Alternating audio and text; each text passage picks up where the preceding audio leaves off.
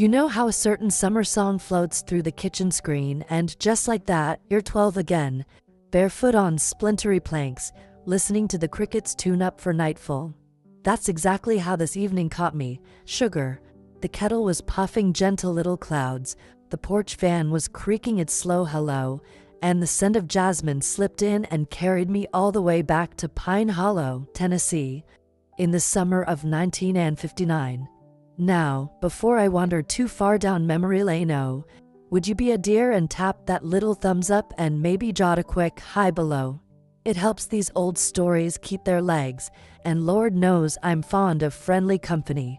Anyhow, where was I? Right, the music. It was Patsy Cline humming from Mama's transistor, the same plaintive note that floated over Daddy's workbench the night everything changed. My name's Ruthie Jean Fowler these days, Ruth to the grandbabies, Miss Ruth to the mailman, but back then I was just Ruthie, a scrawny thing with skin knees and a head full of questions. Daddy was our town's go-to mechanic, hands stained with grease the color of river clay, and Mama kept the house neat as a hymn book, though her eyes always looked as if they were listening for thunder on a clear day. We lived in a white clapboard with a porch that wrapped around like an old cardigan, and folks would wave when they drove by because Pine Hollow only had 3 churches, 1 drugstore, and a memory for every corner.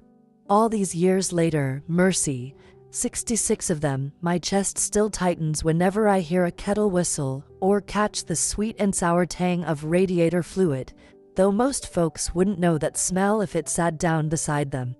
The truth is, that very scent is sewn into the lining of my heart, stitched there the night Mama brewed Daddy a cup of tea meant to keep him from leaving us. I've carried the hush of that porch, the soft clink of a spoon against china, the surprise in Daddy's eyes when the world slipped away from him, and I've tucked it under my tongue for darn near a lifetime. You might wonder why a grown woman, 78 next birthday, thank you kindly, would bring up such a long-buried thing now, on a warm July night when the cicadas are singing their hearts out.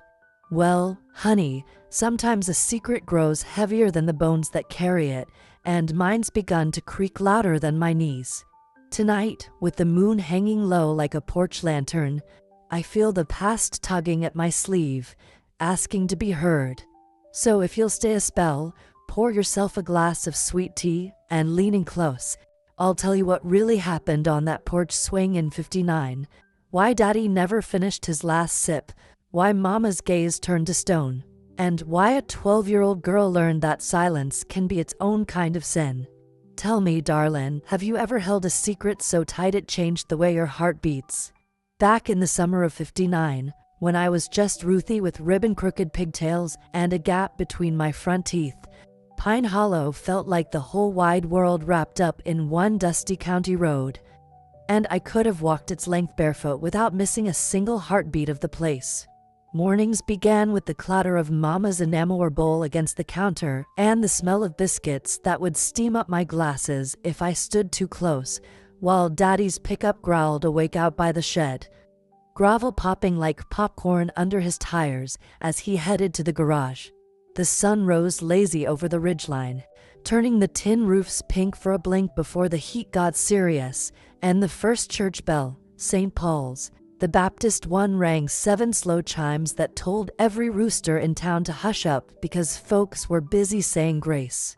School let out the first week of June, so my days were stitched together with simple wonders, snapping beans beside Aunt Fanny, who smelled of rosewater and peppermints, skipping stones at the creek with my cousin Joe, swearing we could hear them sing under the water, practicing my cursive on the back porch and believing if I curled each letter just right the grown-up world might unfold like a storybook. I thought goodness was a thing you could hold steady, like the mason jars Mama filled with peaches or the magnolia blossoms Daddy floated in a bowl when the preacher came to supper. I believed folks always kept their promises, that Sunday shoes never scuffed, and that happiness was as certain as the second scoop of ice cream Daddy handed me when nobody was looking. Most evenings, after the cicadas tuned their fiddles, Mama set her sewing in her lap and let me crawl beside her on the swing, where the boards smelled of old rain and rubbed cedar into our dresses.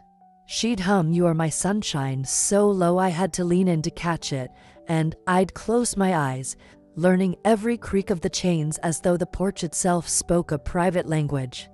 Daddy would pull in just before the sky turned lavender, stepping out of the truck with grease up to his elbows and that half-apology smile that said he wished the day had more hours.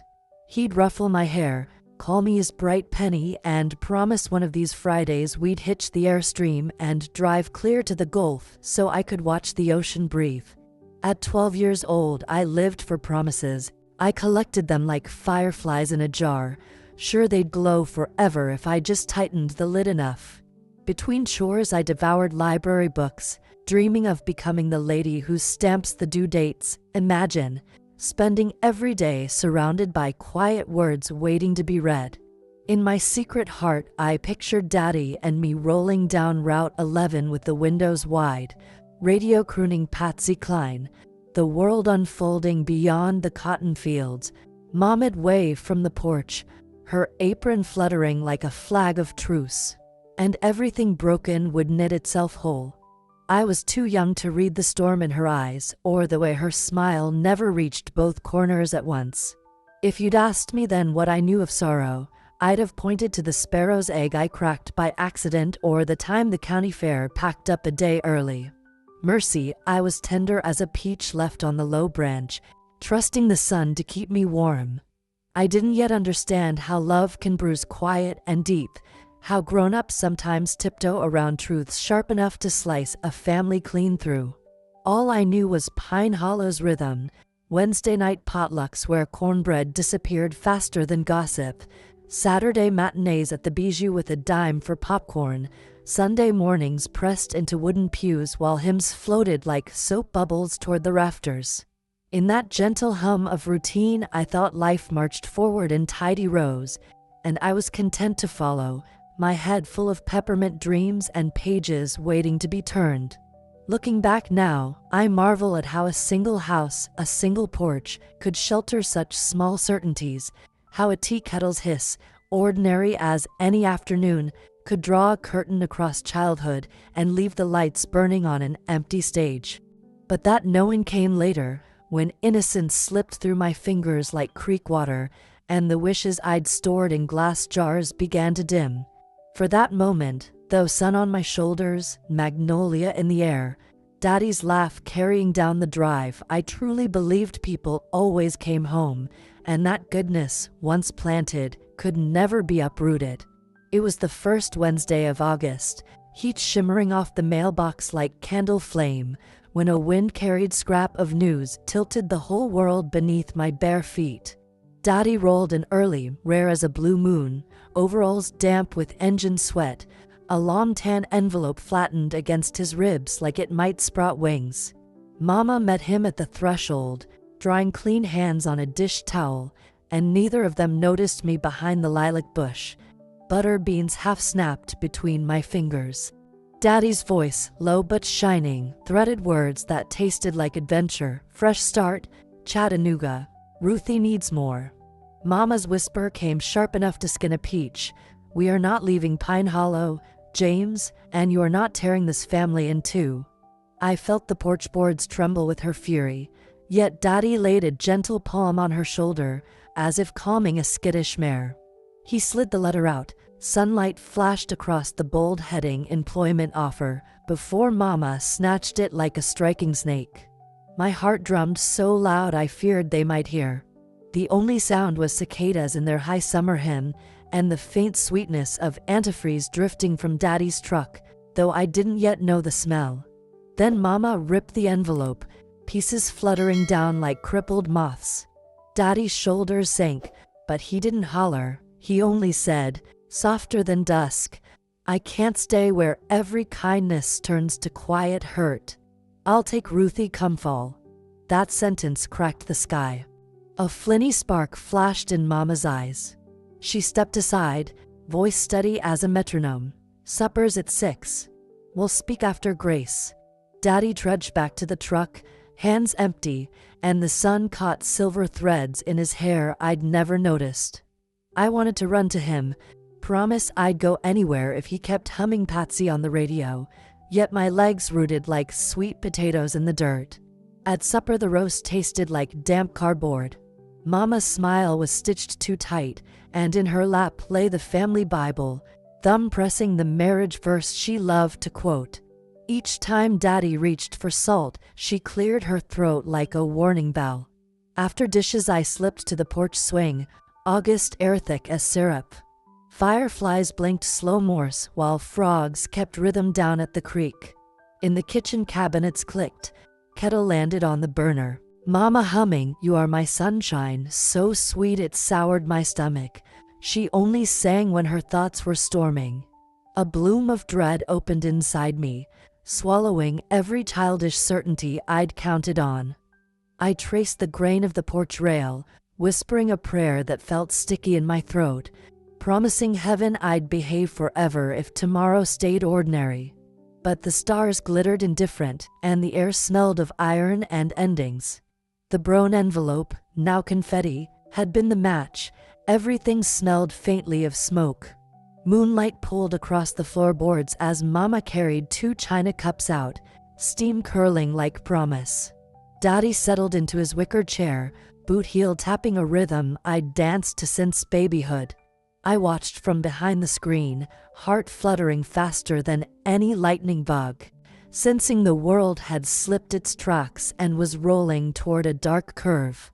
I was only 12, yet something ancient whispered, "Remember this instant, little girl, for it is the hinge upon which your life will turn." When Mama lifted Daddy's cup, eyes glinting silver, the night itself held its breath, and somewhere inside my ribcage, the future began to pound on the walls, begging to be let in. When the first rattle slipped from Daddy's throat, it was so soft I thought a June bug had struck the porch screen, but then his teacup clinked against the saucer and tipped, amber liquid seeping into the wicker like a spreading bruise, and I knew something sacred had cracked wide open. I froze beside the screen door, knuckles whitening on the frame. Mama rose slow as Sunday sunrise, laid a hand on his shoulder, and whispered a hush I still hear in my dreams. Daddy's eyes searched the dark for an answer, glassy and startled, and for one pulsing heartbeat I almost rushed forward, called Doc Whitaker, fetch the neighbor, do anything, but Mama's gaze snapped toward me, hard as a snapped wishbone, and that single warning knitted my feet to the floorboards. She guided him gently back, letting his head rest against the rocker's curve, humming the same lullaby she'd crooned when I had fevers, only now the notes trembled like moth wings caught in a jar. The night air grew heavy with the sick sweet smell of antifreeze and gardenias.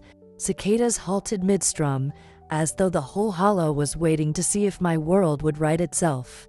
I remember counting Daddy's breaths, 8, 7, 6, until the space between stretched longer than a country mile, and the porch lamp cast him in stillness too perfect for sleep. Fear ballooned in my chest, but shame quick followed, whispering that a good daughter would trust her mama, so I swallowed every cry clawing at my throat. When she finally spoke, it was a prayer disguised as a promise. "We'll say he drifted peaceful, Ruthie girl. Folks will bring pies and no one'll ask why." Then, softer, sharp as a thistle, "Speak a word, and you'll be alone in some cold county home." I was 12, still believing sunrise cured nightmares, yet that threat rooted deeper than any bedtime story. I nodded, though my heart hollered traitor. At dawn, Mama wrapped Daddy's hands around his Bible, called the pastor, and told Mrs. Callahan next door that his ticker had given out under the August heat. By noon, casseroles lined our kitchen like tin soldiers, neighbors wiping eyes they thought were my tears, and I learned how grief can wear a borrowed mask. During the service, I sat on the velvet pew, shoes dangling, staring at Daddy's knuckles, blue as creek pebbles, peeking from beneath the satin. The hymn swelled, voices pleading for amazing grace, yet I tasted only metal and lies. Aunt Fanny squeezed my fingers, whispering how brave I was. Brave felt an awful lot like broken. Outside, The sun shone brazenly, as if death were nothing but another July chore, and Mama's black dress fluttered decent and calm while my own thoughts pitched like a rowboat in storm tide. That night she folded Daddy's work shirts into a cedar chest and said we'd manage fine, just the two of us, so long as we remembered what was best left unspoken. I curled under quilts that smelled of motor oil and lilac, wondering if the moon could see guilt, wondering if Daddy forgave me for choosing silence over courage. Days blurred, school books, whispered condolences, the hiss of the kettle that now sounded like a threat. I'd flinch whenever the phone rang, certain truth was on the line. Yet no one questioned a widow's story, and Pine Hollow kept spinning, Wednesday potlucks, Friday ball games, while I carried a secret that grew heavier than my satchel of primers. Sometimes I'd stand by the creek and imagine wading out until the current scrubbed me clean, but the same small voice that once believed promises now hissed, "They'll take you away." So I stitched myself tight, a girl-shaped bundle of if-onlys, learning that sorrow isn't always loud. Sometimes it's the quiet refrain beneath every ordinary moment. And with each sunrise a dilemma rooted deeper: protect Mama's fragile peace or honor the father whose laugh still echoed in tool-shed shadows, speak and lose the only home I knew, or keep still and lose pieces of myself one heartbeat at a time. The day the sheriff came calling, time folded in on itself like a snapped ruler, and I heard the hallway clock stutter so hard I feared the minute hand might never inch forward again. Mama had set the parlor just so, drapes drawn midway, lamp turned low, Bible open on the coffee table as if scripture itself could testify, but my 12-year-old knees were knocking beneath my Sunday skirt. Sheriff Tate stood tall as a pine, hat squeezed in his hands, eyes drifting to Daddy's photograph on the mantel, the one where his granite shone the chrome of a freshly waxed Chevrolet.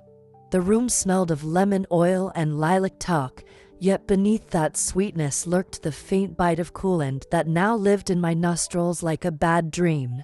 Mama's voice floated calm as pond water. "Ruthie, honey, tell the sheriff how gentle your daddy seemed last night." Gentle. The word rang hollow, a church bell in a ghost town. My pulse hammered against my ribs, begging me to speak true, to spit out the poison no hymn could wash away. I watched the sheriff's pencil hover over his notepad, and suddenly the whole future balanced on the tip of that lead. One honest sentence: Mama brewed the tea, sir, and Daddy never woke up, and perhaps Daddy's restless soul could settle. But Mama's hand slid around my shoulders, fingers firm as iron hoops, and her whisper grazed my ear: "They'll send you off, baby girl." Foster folks don't always love polite. Fear coiled tight as barbed wire. I tasted its metal on my tongue. Sheriff Tate cleared his throat. "Ruthie, did your daddy complain of pain?" My lips parted, yet no sound rose. Instead, a memory flared, Daddy promising we'd see the Gulf, the sun turning water silver, and grief knocked the breath from me. I managed a threadbare nod. He just looked tired, sir," I whispered, hating the tremor in my voice. The sheriff sighed, jotting a note, and Mama's grit eased the smallest fraction. Some part of me, braver, sharper, wanted to pull away, to shout that I wasn't tired. I was terrified, but I felt the floor tilt, and all I could do was cling to the edge of the lie we'd spun overnight.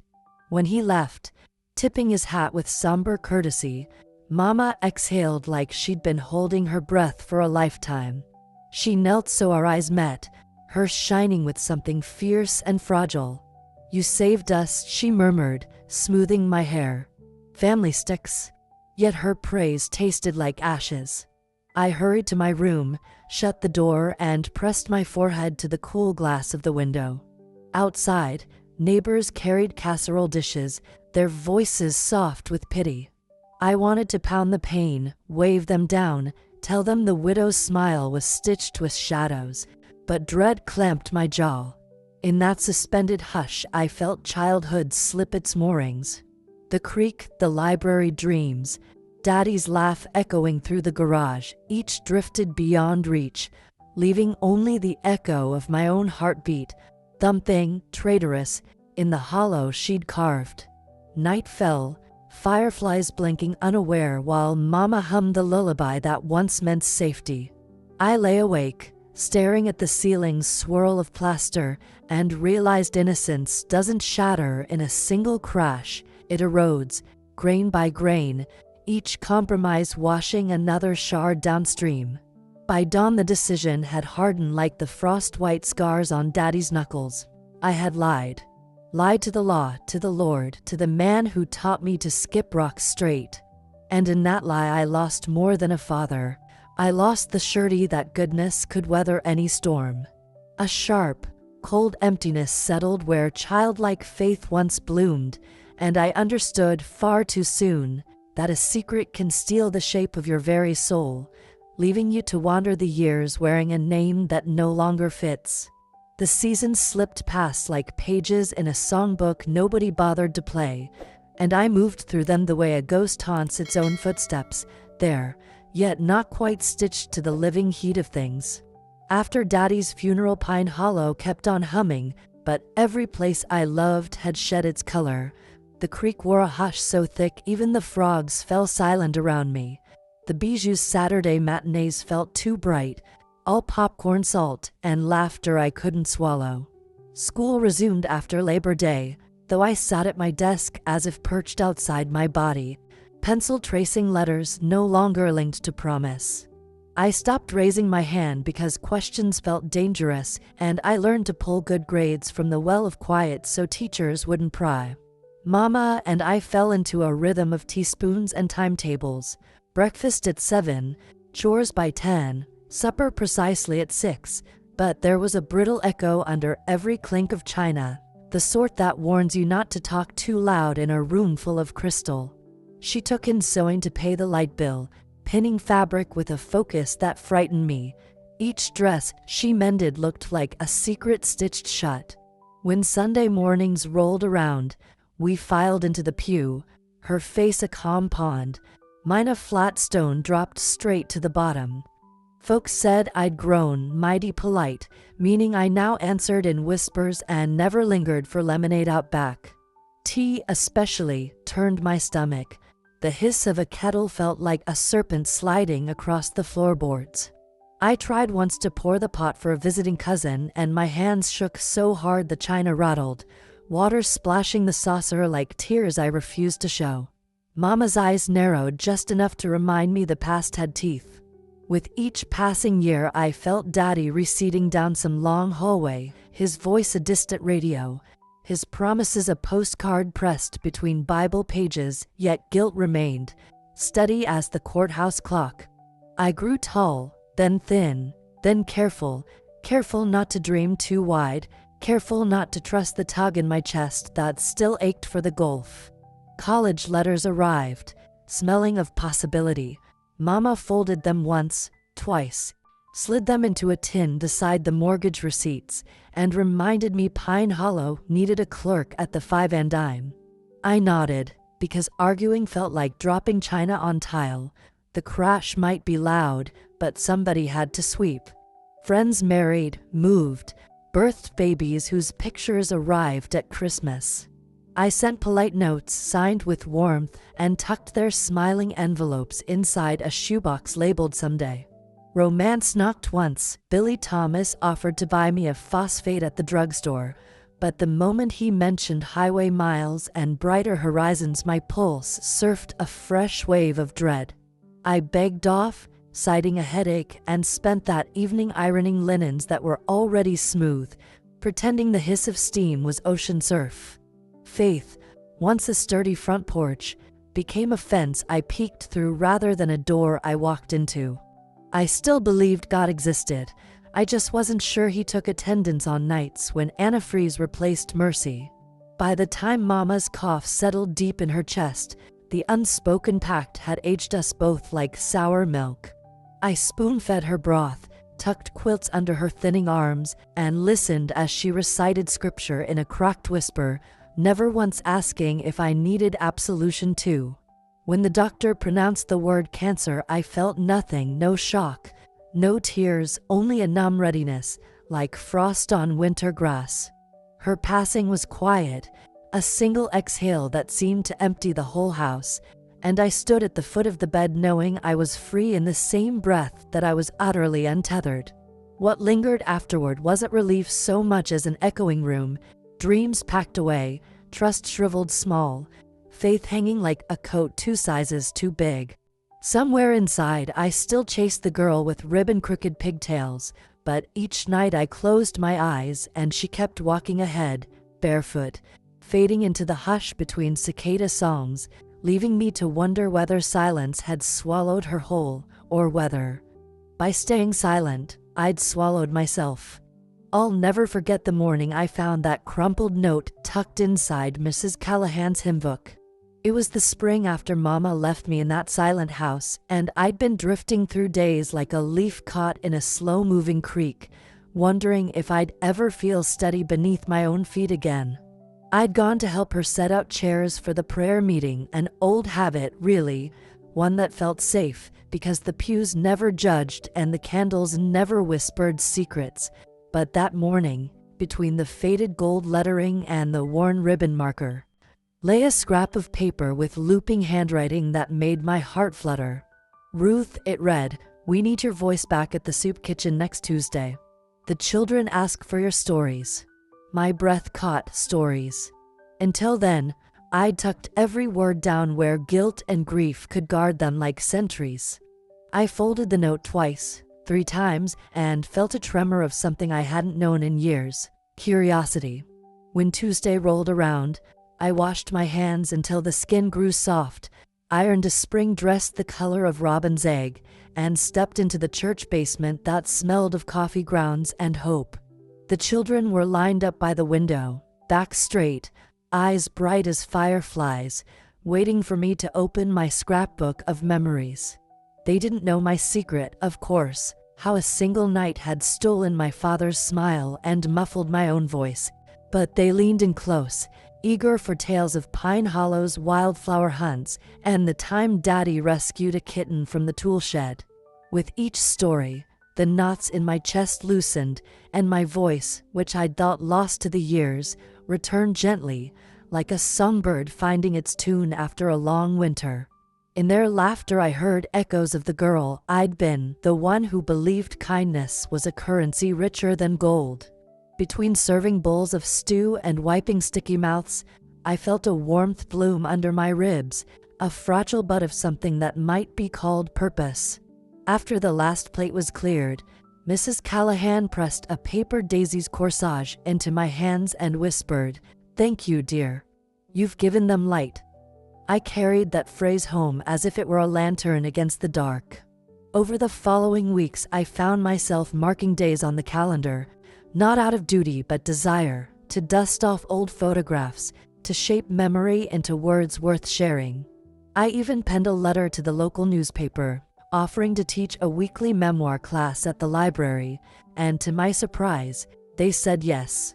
The first afternoon I stepped into that sunlit room, I felt the air shift, as though optimism itself had slipped into my coat pocket.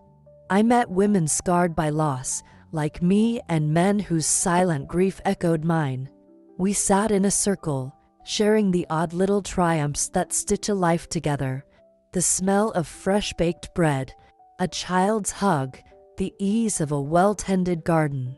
Each time someone read a paragraph about first loves or old homesteads, I found tears behind my glasses, not tears of sorrow, but of recognition, a kind of salve for the places I'd thought beyond repair.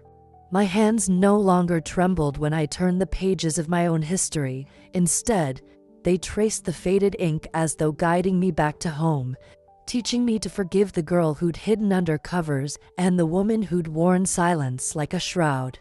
One Sunday, after supper, I rocked on the porch with a notebook on my lap and realized I was humming again, a soft, steady hum that felt like a promise. The world hadn't forgotten me, nor had I forgotten the world. Hope had slipped in through a child's question, "Grandma Ruth, what happened to your daddy's laugh?" And from that moment, I decided to laugh again, even if it trembled at first, to speak even if my voice cracked, and to move forward, one gentle step at a time. So here I am, dear listener, with my pen thawed and my heart wide enough to trust in new beginnings. And I wonder what corner of your own story has been waiting for you to breathe life back into it. I stood on the creaky porch one late October morning, the air cool enough to carry the tang of fallen leaves and promise of change, and I realized the letter in my hand had grown too heavy to keep. It was the one I'd written 50 years ago. Fingers trembling as I spilled the truth onto a page, I'd planned to send it, to shatter the hush that held Daddy's memory prisoner. But fear and loyalty had chained it to the cedar chest instead. Now rain threatened on the horizon, and I felt a curious lightness in my chest, as if the letter's weight had been my own secret folded inside its lines all these years. I looked out over the yard where magnolia petals had drifted into quiet heaps, where the gardenias I once tended had slipped their fragrance into every corner of my life, and I knew the time had come. I would set the past free, and in doing so, free myself. With slow resolve I unfolded the yellowed paper, its ink blurred at the edges, and read the words I dared not speak. How Mama had slipped poison into a cup meant for Daddy. How I'd watched him perish in the hush of that porch. How guilt and fear had sealed my lips.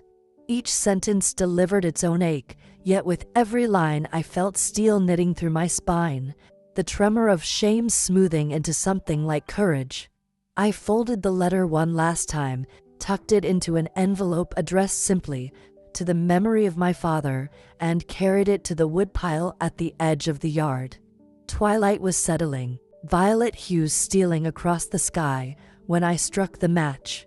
The flame licked the paper's corner, and the words curled into ash, drifting upward in a small plume that carried decades of silence into the dusk. I watched until the last ember faded, then exhaled, feeling a weight lift like the final stone from a rickety bridge. In that moment I chose life, life with its bright mornings and creaking floors, life with its laughter and tears in even measure, life unburdened by the promise I'd once made to stay silent. I chose to honor Daddy's memory, not with the lie that had saved my childhood, but with the truth that would shape my remaining years. Tonight, I would return to the soup kitchen, to the memoir class, to the porch swing where new stories waited to be told. I would speak with honesty, and if my voice quivered, I would let it, for every tremor would be a testament to the journey I'd traveled. I would plant fresh magnolias where the old ones had withered, tend to the gardenias as they blossomed again, and cultivate a life rooted in forgiveness, not fear. And when sleep came, I would rest without the ghosts of unspoken words, knowing that I had finally taken responsibility for the story I'd carried inside me. My past would live on in memory, yes, but it would no longer live in the shadows of my heart. I had chosen to move forward, without resentment, without regret, simply forward. Back when I was 12, I believed that keeping my mouth shut would save me, that silence was the safest coat to wrap around your heart. But now I see that truth isn't something you tuck away in a cedar chest, it's a seed you plant, and if you starve it, you'll never know the strength of what might have grown. I've lived more years past that porch swing than I did before, and I've learned that the shape of grief changes over time. At first it's a raw wound that throbs and bleeds, then it becomes a scar you try to hide, and finally it becomes a map, etched into your soul, showing the paths you've walked and the places you can choose to go next. I used to think forgiveness was a gift you give to someone else, but I've come to understand it's the gift you give yourself, the act that sets you free from carrying burdens meant for two hearts instead of one.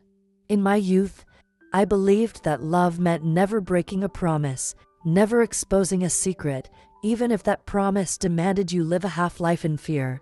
Today I know that real love sometimes means speaking the hardest truth, even when your knees wobble. I learned that courage isn't the absence of terror, but the decision that something else is more important than fear, more important than preserving appearances or protecting pride. When I finally burned that old letter, I didn't just release decades of silenced words. I raised a flag of hope that it's never too late to reclaim your story. And the wonder of it is, once you choose honesty, the world shifts under your feet. Ordinary moments gain new light. Laughter tastes sweeter, and the weight in your chest lightens so you can breathe deeply again. If there's one thing I'd like you to take from my journey, it's that you don't have to carry someone else's darkness forever. Holding on to it may feel safe, but it'll cost you the brightness of your own days. Perhaps you're tending a secret yourself, convinced it protects someone or preserves love, but what it really does is build walls between you and the life you crave. Maybe it's time to let a little light in, to trust that the people who truly care will stand by you when the truth comes tumbling out. I've seen families forge new bonds from the ashes of their sorrows, found communities that wrap their arms around you when you finally speak, and discovered that the echoes of your past can become the chorus that carries you forward if you let them. So I urge you, dear friend, don't wait until the hush is so deep you forget what your own voice sounds like. Share your story in a letter, a conversation, or a whisper under the night sky, whatever feels right, and watch how the air around you breathes easier. You might be surprised to find that the hardest step toward healing is simply the step of opening your mouth. Life is too short to slave behind old secrets and too precious to exchange honesty for comfort. Plant your truth in the soil of this moment, water it with courage, and give yourself permission to blossom beyond the shadows of yesterday. Maybe, just maybe, you'll find that the greatest lesson I could pass along is this: the only thing more powerful than a secret kept is a truth set free. Darling, as I sit here on this weathered porch under the soft glow of the lantern, I feel your presence right alongside mine, and I want you to know that this story of mine isn't merely wrapped up in the dust of years gone by, but lives here right now. In every breath I draw, in every creak of these old floorboards, and in the hush that follows a confession finally set free. You've traveled with me from that summer of '59, when dreams were as bright and fragile as magnolia petals, through the long shadows of silence that threatened to swallow my very soul, and into these gentle days where hope, like a timid sparrow, has learned to sing again. I've come to understand that life isn't measured by the years we count, but by the moments we dare to speak our truths, and that healing begins the moment we stop hiding in the corners of our own hearts. I've learned that forgiveness isn't a mercy we grant another, it's a grace we gift ourselves so we can walk forward with lighter footsteps. And so, dear one, I offer you this. Don't wait until the quiet grows so deep you can't hear your own heartbeat. Share your story in whatever way your soul calls you, through words, through art, through a hand held out in trust, and watch the world soften around your edges. Perhaps you've been tending a secret that feels as if it might crack you in two, or maybe you fear that the truth will fracture the life you've built.